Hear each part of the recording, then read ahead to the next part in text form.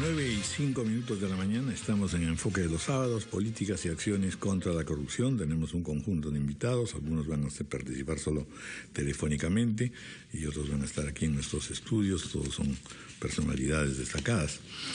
¿Cómo situamos el tema? El tema es en realidad que hemos vivido intensamente en el último mes una crucial investigación y, en fin, descubrir este asunto del lavajato y sus acciones perniciosas en el Perú. Sin embargo, de ahí se ha desatado una carrera interminable de versiones, por un lado, donde también han intervenido fuertemente los medios de comunicación, y distingo sobre qué debe hacer la Procuraduría, qué la Fiscalía, qué el Poder Judicial, qué el Poder Congresal, y cómo debe reaccionar la población que está efectivamente, en primer lugar, traumatizada y en segundo lugar, tratando de orientarse por dónde deberían caminar las cosas para tener, esta vez sí, una efectividad que no se ha tenido en anteriores casos, que también uno se compara, dice, bueno, ¿cuántos momentos así ha vivido el Perú anteriormente? ¿Cuáles han sido los otros mayúsculos escándalos? ¿Qué consecuencias han tenido en términos políticos? ¿Cómo se enfrentaron? En otras palabras, a nuestros invitados les vamos a solicitar eso, que nos ayuden un poco a discernir por dónde dirigir las políticas y, sobre todo, coordinadamente. Vamos, en primer lugar, primero saludamos a los que están presentes, por supuesto. Estamos primero con Cleveland, desde Cleveland, el profesor Iván Montoya. Estamos con la periodista Milagros Salazar por teléfono, ella está fuera de Lima, ella es de la asociación Convoca. El ex defensor del pueblo Walter Arbán, director ejecutivo de Proética, el sociólogo periodista Alberto Adriancén, el economista Manuel Romero Caro, y desde Chiclayo también hablaremos con el doctor Durbelí Rodríguez Tineo. Bienvenidos a todos, muchas gracias por estar con nosotros. Buenos días, Raúl. Gracias. Raúl, buenos días. Conversamos primero entonces con Cleveland.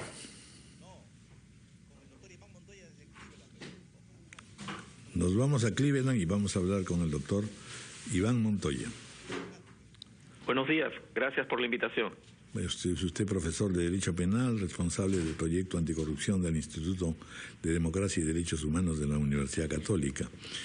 ¿Cuál es el impacto, la significación, la apreciación que hace usted sobre la situación que estamos viviendo? Gracias de nuevo por la invitación. Mire, creo que es el tercer momento, digamos, de oportunidades para que el sistema de justicia y especialmente el sistema de justicia penal reaccionen frente a este tipo de fenómenos de corrupción en el Perú, ¿no? El primero lo experimentamos fuertemente después de la caída del régimen de Fujimori y Montesinos, y tuvimos todo un subsistema que tuvo una cierta ola hasta un periodo determinado.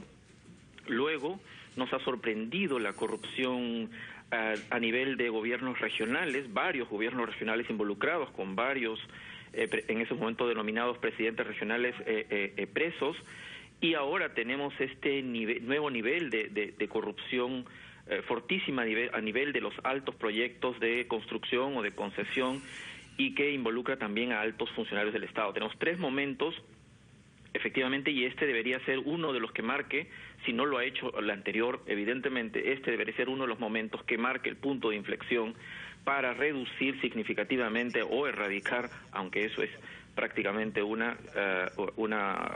muy difícil, pero reducir sustancialmente los márgenes de corrupción en el Perú, ¿no? Sí.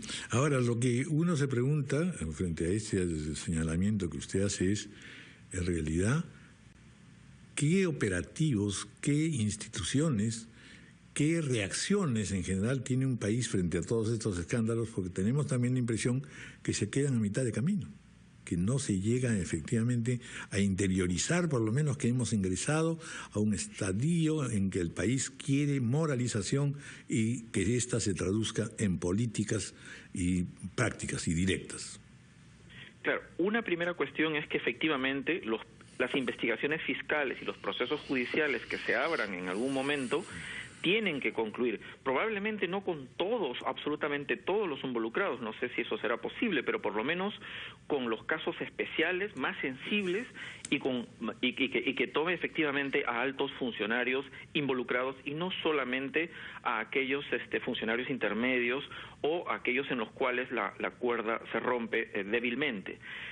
Eso es por un lado, pero eso no debe ser suficiente, porque ya el ejemplo histórico nos dice, tuvimos una reacción interesante, incluso aplaudida en el extranjero, desde el año 2001 hasta el 2006, 2007 aproximadamente, con varios personajes involucrados y sancionados penalmente, pero esto ha vuelto a repetirse.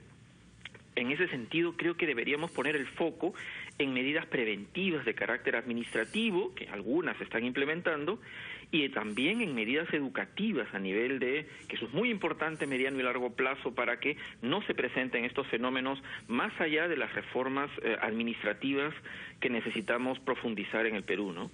Bien, no corte usted, vamos a estar en el entendido que va a escuchar usted el programa y tendrá posibilidad de una nueva intervención. Vamos ahora a conversar con Milagros Salazar, colega, periodista de investigación.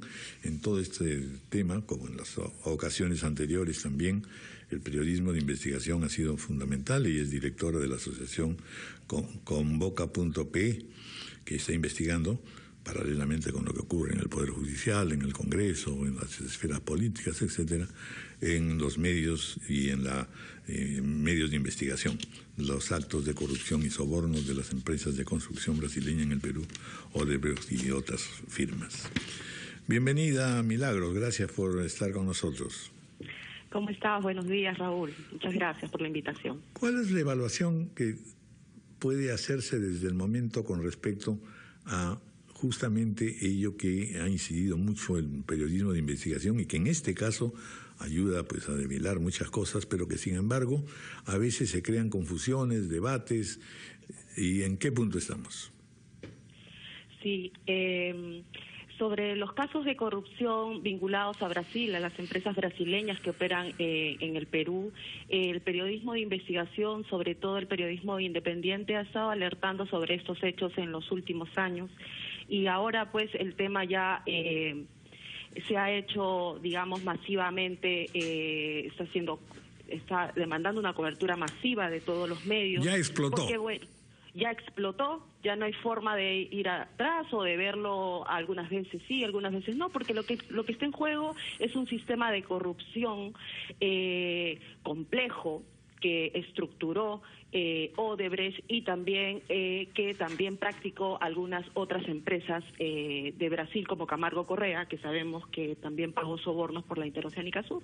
Y entonces lo que toca ahora es poder llegar hasta el final, poder revelar cómo funcionaba este sistema, que se conozcan los hechos con solidez, para poder sancionar a los funcionarios que recibieron estos sobornos, no solo a los intermediarios, sino los beneficiarios finales de estos sobornos, porque es importante conocer la verdad. La ciudadanía necesita saber quién recibió la coima, cómo se estructuraron esos pagos, el costo de la corrupción, cómo afecta eso a la vida de los ciudadanos. Es importante para poder, obviamente, a partir de ello, construir nuevamente. Hay un sistema nacional anticorrupción que se está creando y que el presidente del Poder Judicial podrá detallar en su momento cuando pueda hablar del tema.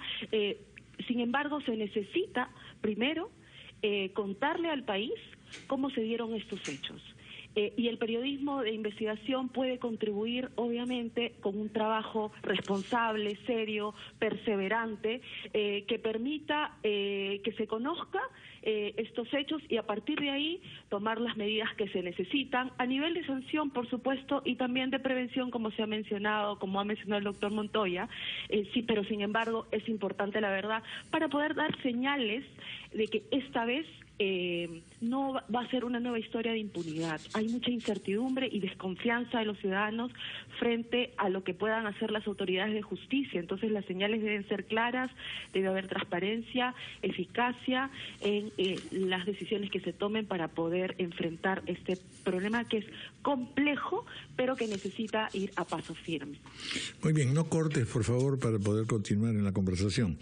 Ahora saludamos al economista Manuel Romero Caro, que es el que ha intervenido en todos estos días también para tratar de aclarar un poco cómo son estas estructuras, mecanismos, enjuagues y, en fin, toda esta parafernalia económica que es la que ha llevado a una situación como la que estamos viviendo.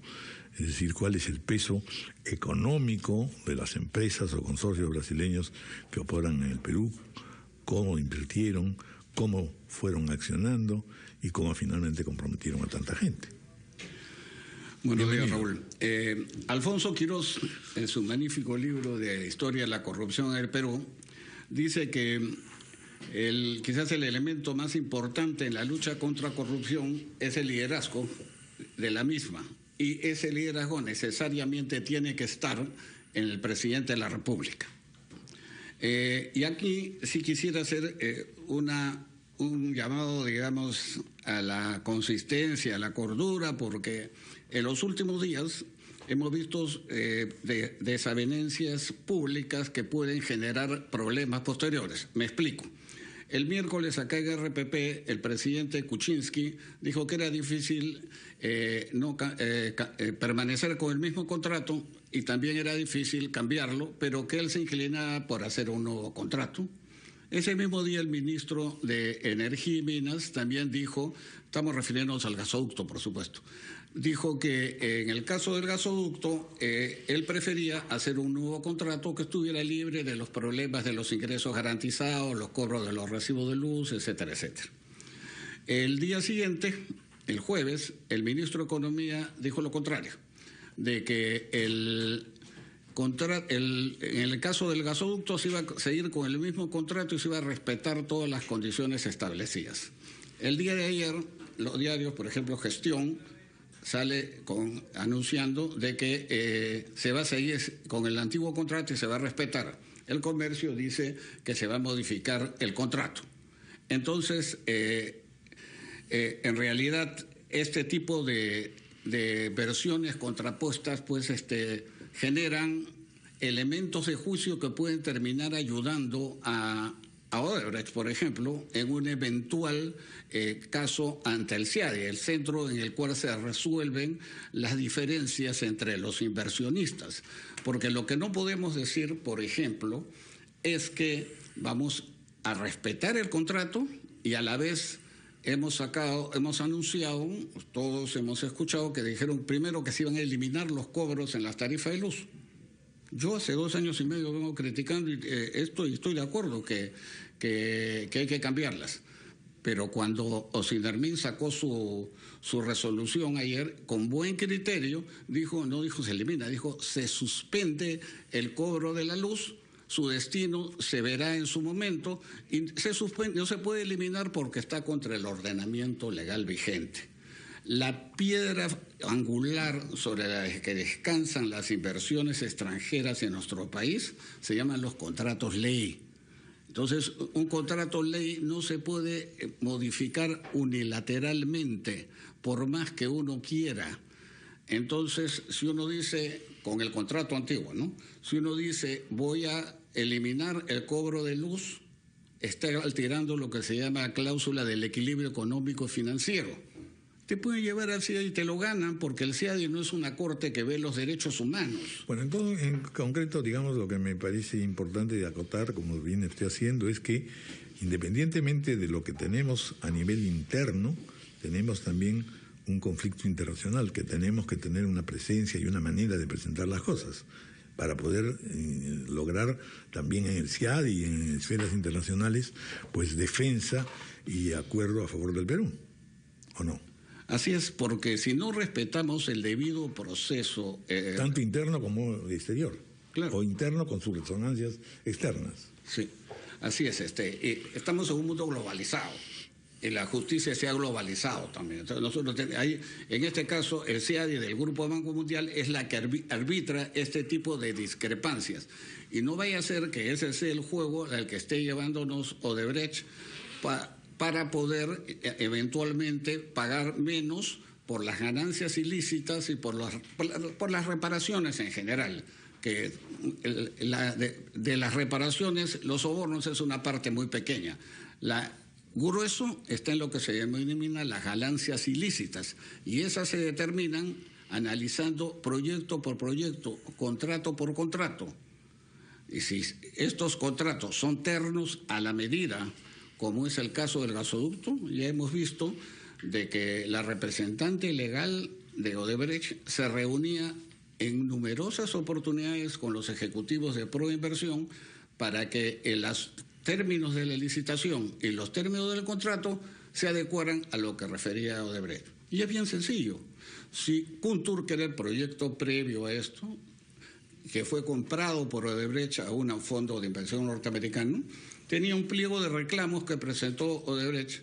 Ese pliego de reclamos de Kuntur es el contrato de concesión. O sea, para mí, las probabilidades de que haya habido soborno en el gasoducto surperuano son que no haya habido, son casi nulas. Entonces no podemos... Están todas las evidencias, Raúl. Este proyecto... Bueno, pero aquí el tema es que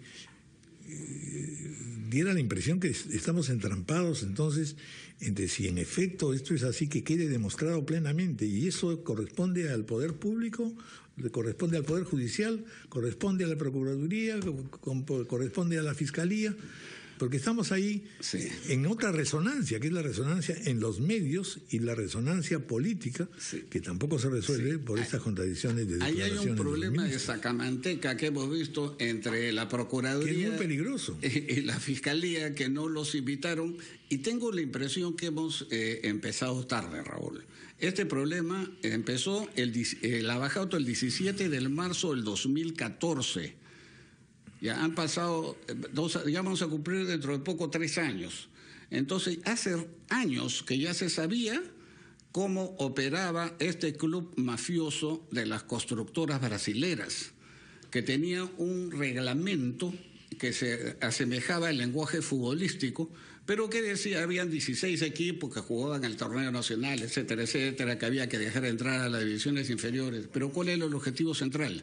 Prepararse para los torneos internacionales. Entonces era obvio, Perú ha sido el primer país que ha operado Odebrecht en una obra internacional, era obvio que debimos haber empezado antes. Muy bien. Vamos a escuchar ahora al doctor Walter Albán, bienvenido, director ejecutivo de Proética. Volvemos a lo mismo, Fiscalía, Procuraduría, orden jurídico, orden político. ¿Por qué nos enredamos? Cosa que ese enredo, ¿a quién le sirve? ¿A quién ayuda? ¿A quién favorece? Propiamente a los corruptos, Raúl. Por eso es que yo concuerdo con lo que ha dicho Manuel. Hemos comenzado un poco tarde, pero no nos tiene por qué sorprender la debilidad de nuestras instituciones y los problemas que tenemos de corrupción, que no tienen solo la vertiente de estas empresas, tienen la vertiente también de la economía ilegal, narcotráfico, como hemos hablado en otras oportunidades, lavado de activos, que han penetrado a través de la política del Estado por completo, ¿no? Entonces, ante esta situación hay que, digamos, tratar de hacer el mejor esfuerzo, y no se va a conseguir si cada institución va por su lado. Lo que se ha señalado sobre la Procuraduría me parece muy importante. Recién hoy veo que se ha tomado la decisión de nombrar un procurador ad hoc. Esto debió hacerse hace rato, pero bueno, saludamos de todas maneras el hecho de que se haya tomado esta decisión. La Procuraduría Anticorrupción tiene más de 30.000 casos y no se dan abastos para eso. Entonces, acá se trataba, tomando experiencias del pasado, que fueron relativamente exitosas, de formar un equipo de élite con procuradores especializados en este tema, con recursos suficientes. Y por otro lado, el Ministerio Público, si bien tiene que manejar, por supuesto, con reserva la información que tiene para la investigación en los procesos y de acuerdo a los compromisos que se han celebrado afuera, no puede tampoco manejarse en un oscurantismo total. Tiene que informar mejor, tiene que, por ejemplo, precisarse bien, ¿hay acuerdos o hay preacuerdos? Por ejemplo, con Odebrecht o con Correa Camargo, ¿no? Y con qué alcances.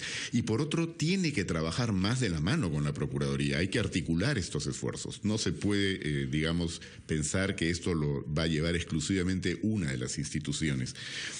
Por lo demás, lo que nos da confianza en que esta es una oportunidad para, como dijo Iván Montoya, salir de esta situación, porque los problemas de corrupción estaban ahí. El tema es que ahora los estamos viendo y casi recién todos de golpe. Pero esta es una oportunidad porque, por suerte, esto ya, como se decía también, es un tema global, o por lo menos internacional. Y como hemos sabido, ¿no es cierto?, ha habido el acuerdo del Departamento de Justicia con Brasil para que se pueda conocer precisamente lo que tiene que ver con las coimas de Odebrecht en el Perú. Ahí es donde han salido los 24 millones de dólares. Pero también está trabajando el Ministerio Público en Suiza y también ha habido colaboración de otros países. Yo creo que en el fondo la manera como esto ha surgido y las actuaciones que se vienen ventilando, sobre todo a partir del Ministerio Público y ahora el Poder Judicial en Brasil, hacen imposible que estos temas puedan quedar en nada. Pero tenemos que ser un poquito más eficientes, más ágiles y articular mejor con lo poco que tenemos, asumiendo que las instituciones en el país todavía son bastante débiles. Ahora, lo que pasa es que en todo ese terreno que usted bien ha pintado, de todas maneras también hay intereses políticos, y aprovecharse de la situación para poder destacar como más brioso, más radical, más puro, y por otro lado también los que están de alguna manera directamente o indirectamente comprometidos guardan también un cierto discreto silencio. Bueno, ese es el temor, por ejemplo, que tenemos de la investigación que se ha abierto a la fuerza de los hechos en el Congreso de la República, porque recordemos que la Comisión Pari no llegó a nada porque su informe ni siquiera fue discutido, y más bien parecía que el consenso de las organizaciones políticas era que esto quede allí. Luego, cuando se habló ya con este Congreso de crear una comisión o reactivar, digamos, la labor congresal para investigar el tema Lava Jato, primero se dijo que no parecía tan importante, no había mucho ánimo de hacerlo. Cuando todo esto ya estalló, es que ahora se reactiva. Pero hay, por un lado, la idea que yo creo que es muy razonable de que cuando un caso ya está judicializado y ya está avanzado, se supone, en este caso en el Ministerio Público y en el propio Poder Judicial, como que no es tan positivo que esto se comience a ventilar ya en paralelo en el Congreso de la República. De todas maneras, el Congreso tiene una responsabilidad política y tiene la competencia para hacerlo, pero con cuidado, porque lo más probable, y lo hemos visto en el pasado, es que se utilice ese escenario precisamente para lo que se acaba de señalar, tratar de, digamos, echarle la responsabilidad a los otros o minimizar la propia. Y bueno, algunas de estas cosas son las que estamos viendo ya en la propia reacción de los partidos políticos. Lo que creo que debe quedar claro es que acá ninguno está libre, ¿no? Y por tanto hay que andar con pies de plomo y ser bastante prudentes en las cosas que se ir afirmando a partir de señalar responsabilidades. Muy bien.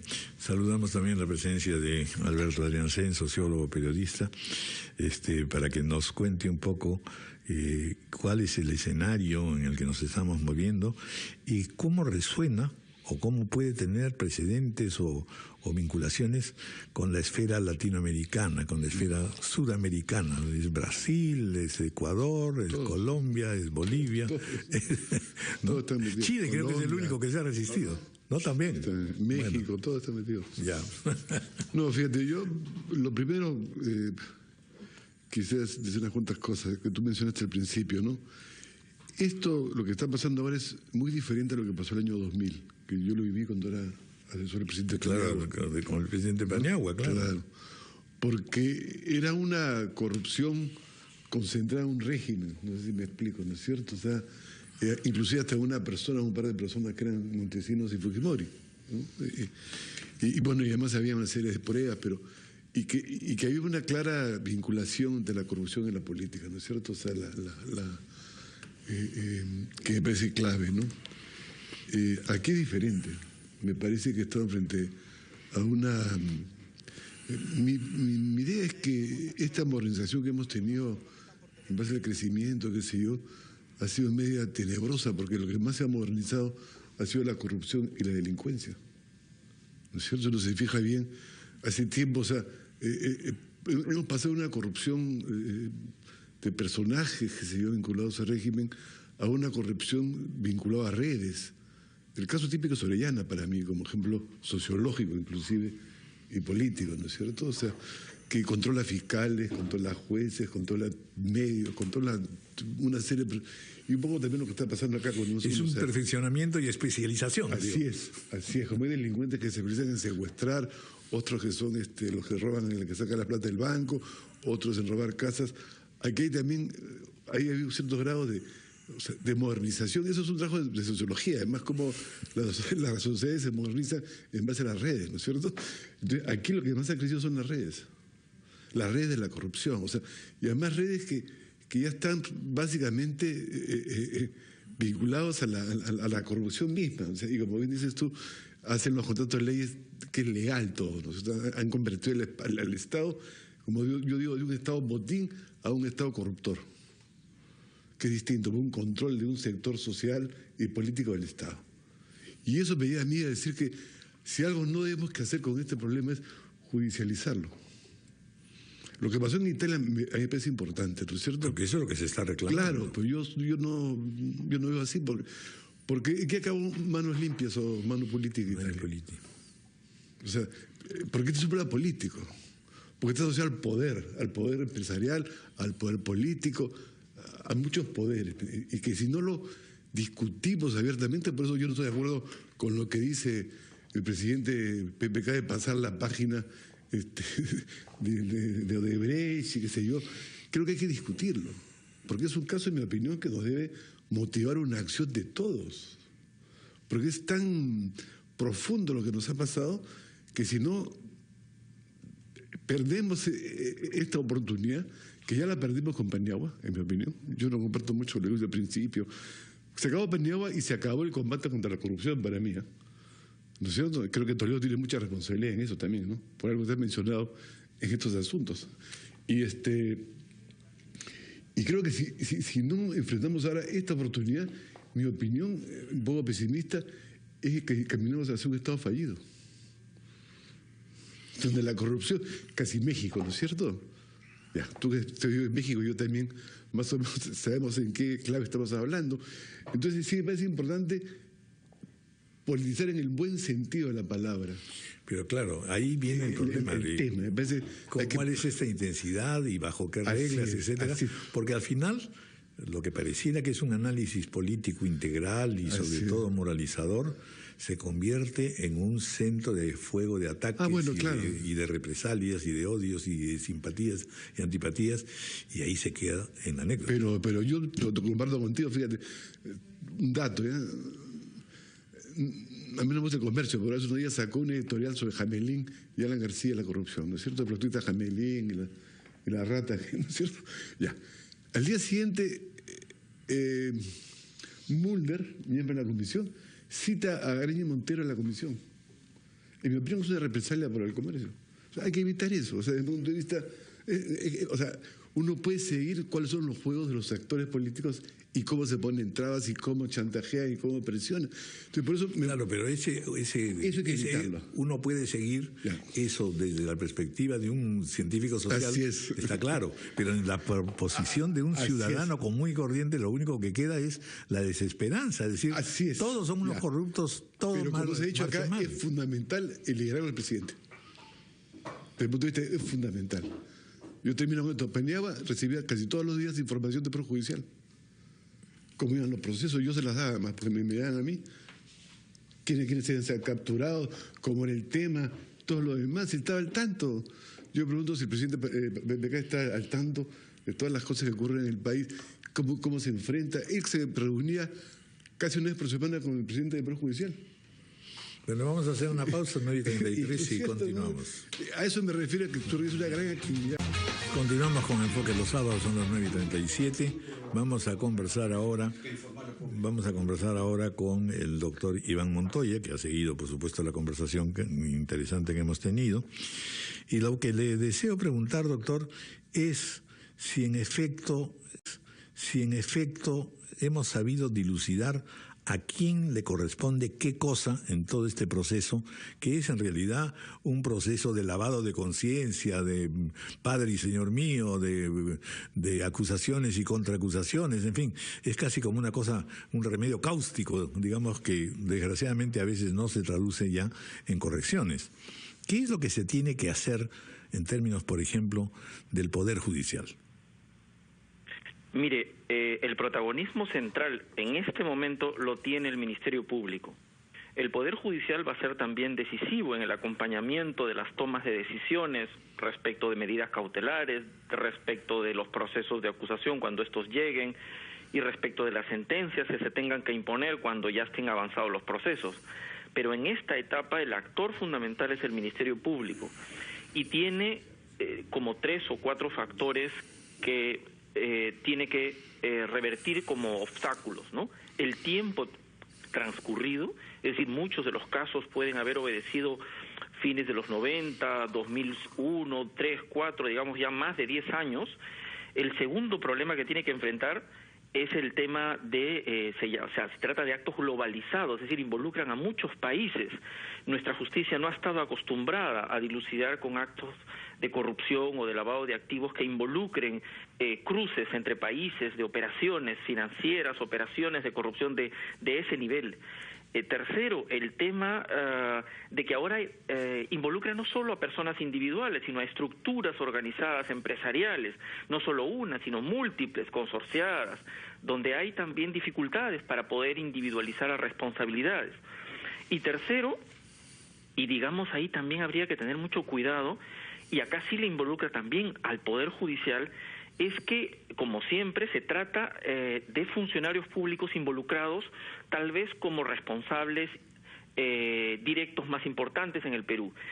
¿A qué me refiero? Es decir, los últimos 5 años, eso hay que poner atención, una de las salas supremas en el Perú ha tenido un proceso de involución en el desarrollo jurisprudencial de los casos de corrupción en el Perú, sobre todo en el caso de los particulares que participan con los funcionarios públicos en actos de corrupción.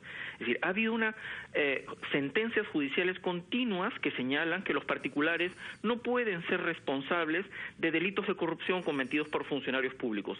Felizmente no son precedentes, pero ha habido una línea que yo espero que se revierta nuevamente y se reafirme lo que históricamente el Perú desde el 2000 aproximadamente ya ha venido afirmando, la corresponsabilidad en estos casos, es decir, funcionarios y particulares que han participado en estos actos de corrupción.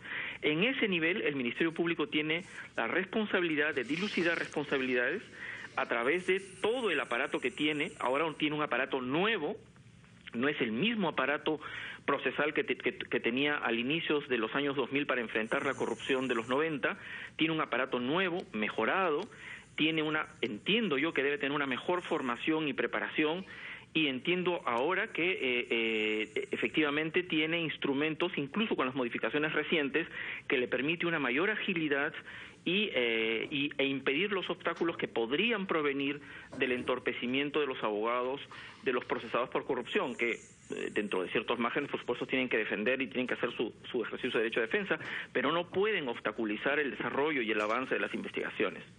De acuerdo, muchas gracias, doctor Iván Montoya, para estos alcances, porque precisamente nos sitúan un poquito también aquí en la conversación sobre estas propuestas esenciales que parecen ser imprescindibles.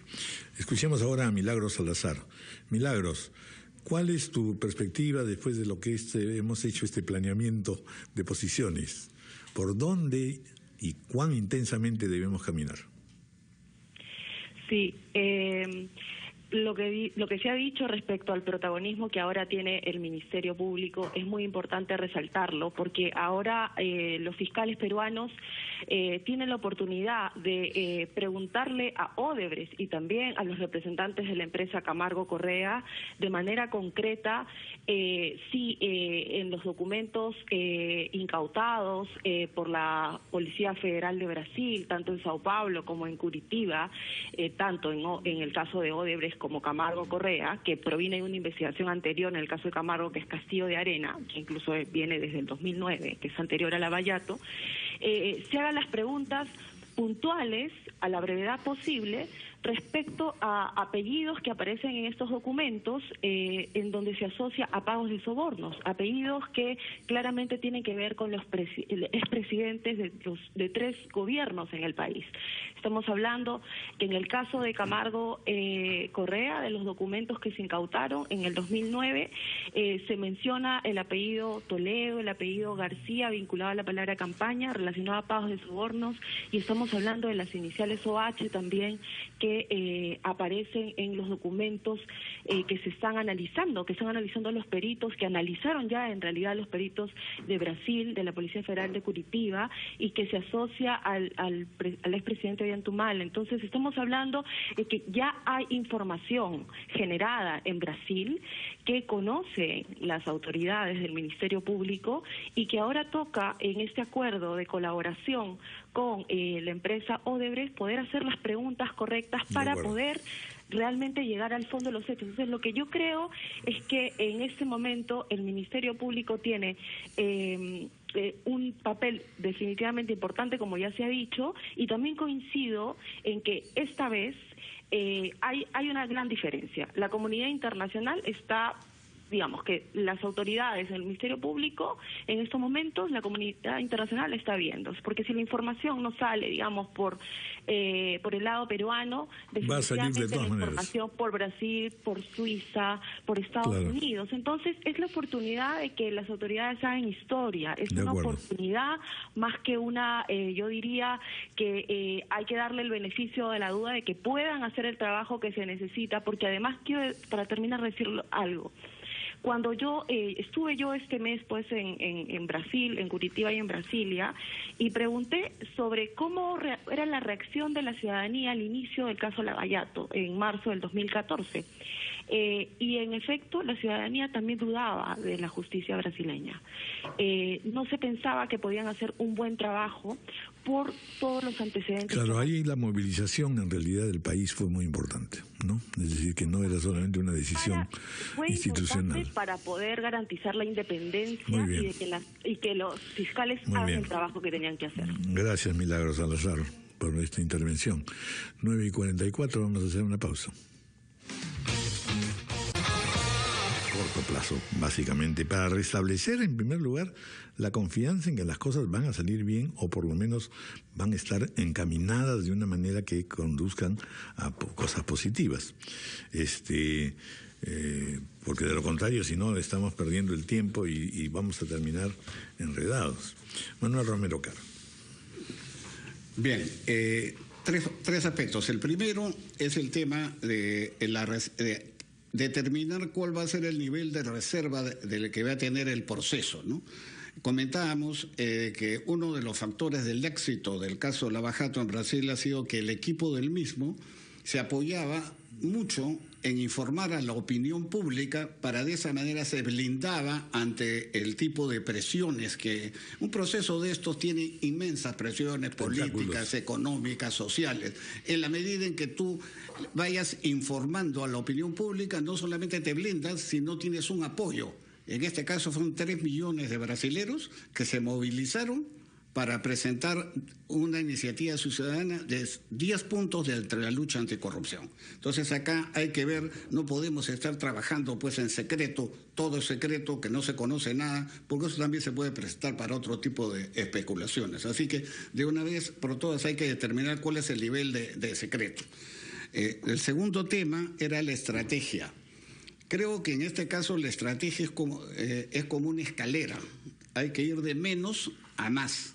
Es decir, mucha gente, pues entiendo que la ciudadanía pueda estar interesada en que caigan los peces gordos, presiones, etcétera, etcétera.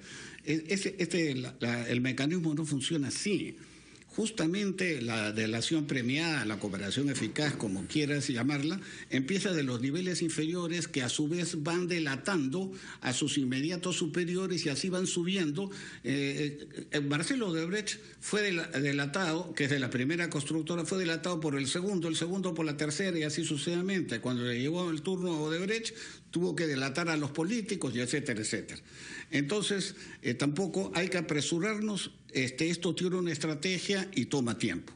Y en tercer lugar, yo creo que hay que empezar a trabajar de una vez en determinar en el tema de las reparaciones. Acá ha habido delitos, no solamente se han entregado sobornos, sino los mayores efectos negativos han sido lo que se dejó de hacer por hacer esos elefantes blancos. O sea, por hacer la interoceánica, ¿qué cosa dejamos de hacer? Deberíamos haber ampliado la Panamericana en 3 pistas hasta de Tumbes a Tacna.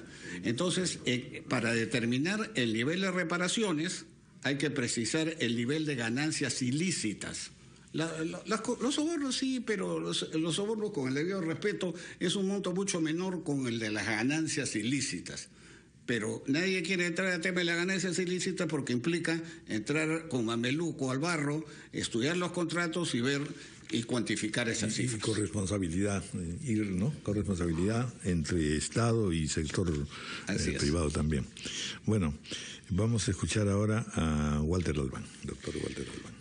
Bueno, creo que Manuel lo ha señalado muy bien. Estoy totalmente de acuerdo con lo que ha dicho y creo que, por ejemplo, reparaciones, ese es el tema precisamente de la Procuraduría Pública. Y por ahí entonces estábamos planteando hace un rato lo conveniente de haber nombrado o haber decidido que se nombre una Procuraduría ad hoc.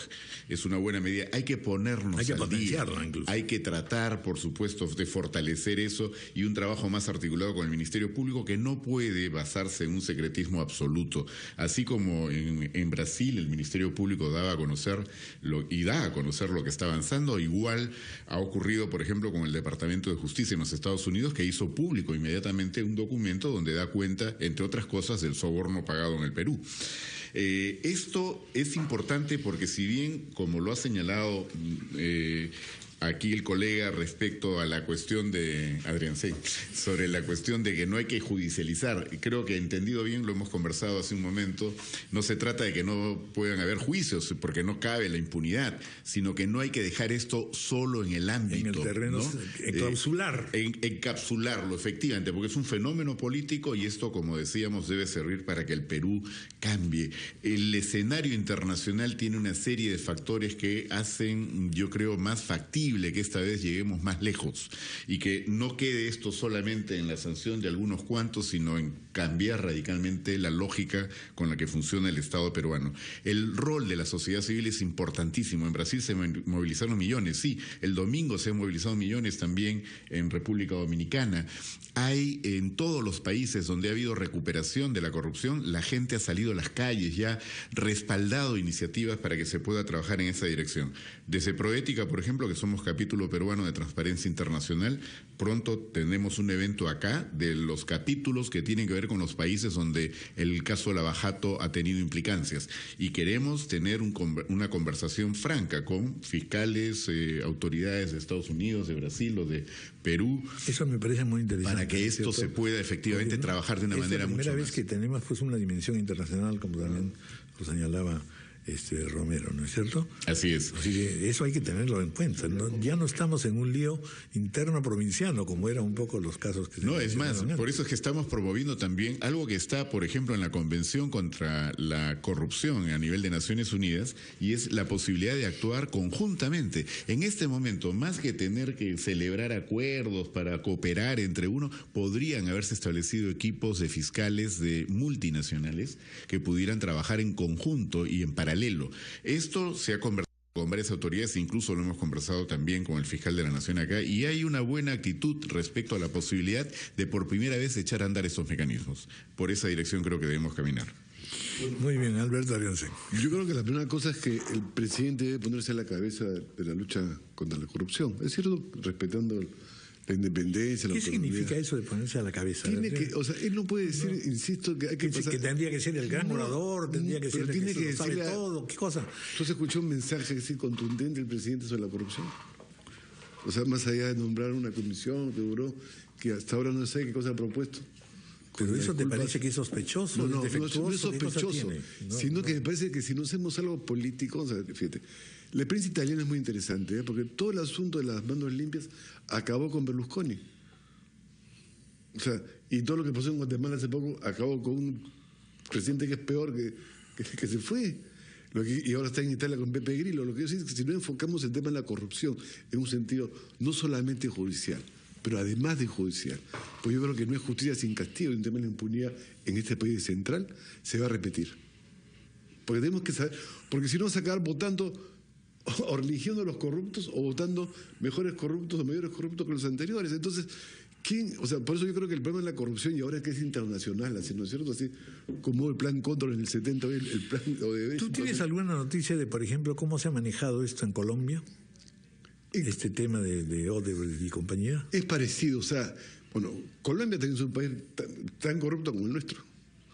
Hay un libro famoso que se llama El cartel de la construcción, que a todos se los puedo recomendar, digamos.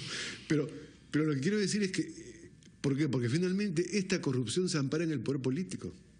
No solamente es un problema de malos funcionarios corruptos, se ampara en una forma de poder político que permite la corrupción. O sea, entonces creo yo que es necesario discutir para no repetir nuevamente lo que nos ha pasado. Ya nos pasó con Fujimori y Montesinos. Ahora nos pasa una cosa que muestra, desde mi punto de vista, que lo que más ha avanzado en el país es la corrupción por su grado de modernización, de control, de redes, de presencia que antes no tenía. ¿No es cierto? Entonces, sí me parece importante que discutamos todos esos asuntos. Tiene, como se ha dicho acá, un papel central el Ministerio Público, en fin, el Poder Judicial, pero creo que también tienen que hablar los políticos. El problema es que nadie les cree. El drama que tenemos en este país es que deberían encabezar lucha contra la porque ellos están empeñados también en ocultar, entonces, no se piense mal de ellos. Entonces, ¿qué vamos a hacer? Que se vayan todos. O sea, la típica, claro, es la típica, ¿no es cierto?, para que después regresen, inclusive con más fuerza.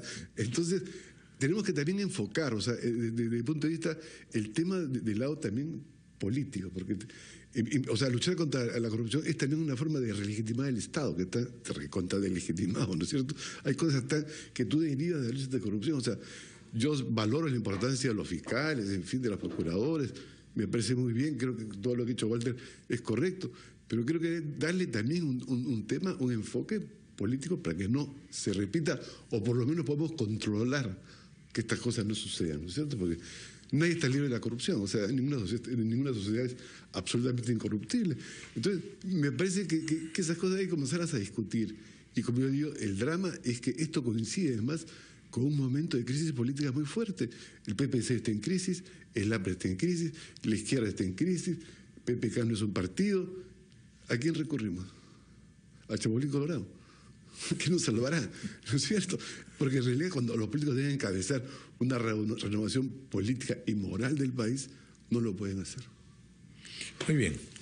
Bueno, pues muchas gracias a Manuel Romero, Alberto Adriancén, Walter Albán, Milagros Salazar y Iván Montoya. Ha sido muy constructiva, pero por supuesto nos deja siempre la preocupación.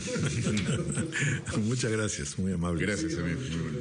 Nos quedan 2 minutitos para contar que RPP se suma a la campaña por los damnificados. La presidencia del Consejo de Ministros, la organización